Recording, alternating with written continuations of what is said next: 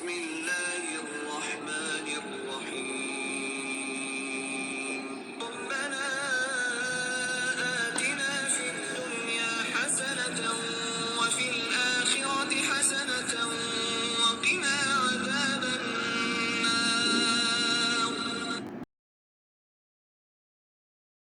بسم الله الرحمن الرحيم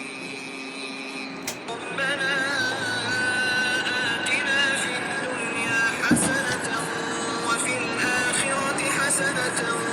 وقنا عذاب النار